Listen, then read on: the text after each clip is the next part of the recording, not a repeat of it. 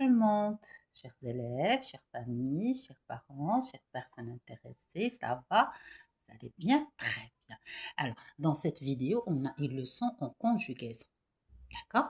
Alors, l'objet, c'est la conjugaison au passé composé des verbes du troisième groupe. Ça veut dire, on va voir comment on conjugue au passé composé les verbes du troisième groupe. D'abord, chers élèves, il faut savoir que les verbes du troisième groupe sont partagés à deux parties. Il y a des verbes du troisième groupe qui se conjuguent au passé composé avec l'auxiliaire avoir, ce qu'on va voir aujourd'hui dans cette vidéo. D'accord? Il y a des verbes du troisième groupe qui se conjuguent au passé composé avec l'auxiliaire être, ce qu'on va voir dans une seconde vidéo. Alors, on a pris comme exemple le verbe boire, le verbe boire. D'accord? Alors, quand je dis passé composé, ça veut dire que le temps est composé. Ça veut dire que le verbe est composé de deux mots, l'auxiliaire avoir ou être et le participe passé. Voilà.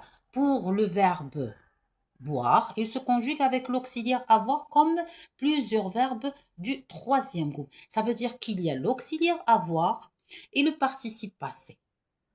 Pour le verbe boire, le participe passé se termine avec U. D'accord? Par boire, voir et d'autres groupes. D'accord? Pouvoir, bien sûr, vouloir, ainsi de suite. D'accord? Alors voilà, j'ai bu. Tu as bu. Il a bu. Bien sûr, on fait la liaison. On fait la liaison. Il a, il a bu. Elle a bu. Voilà, on fait la liaison, bien sûr. On a bu. On, c'est un pronom personnel indéfini. Voilà, alors on, c'est un pronom personnel sujet indéfini. D'accord? Ça veut dire la personne remplacée par on est indéfini, inconnu. D'accord? C'est neutre, indéfini. Alors, on a bu. Nous avons bu. Vous avez bu. Ils ont bu. Elles ont bu.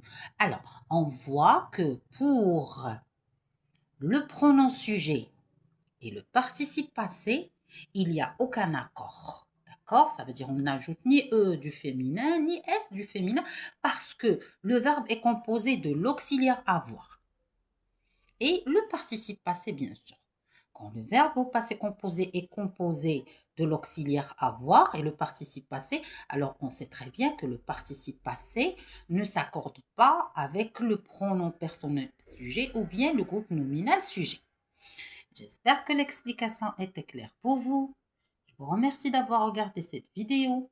Je vous invite à appuyer sur la cloche et abonner pour recevoir nos vidéos et pour partager avec les personnes intéressées. Je vous remercie infiniment. Je vous donne rendez-vous dans une autre vidéo. Merci beaucoup.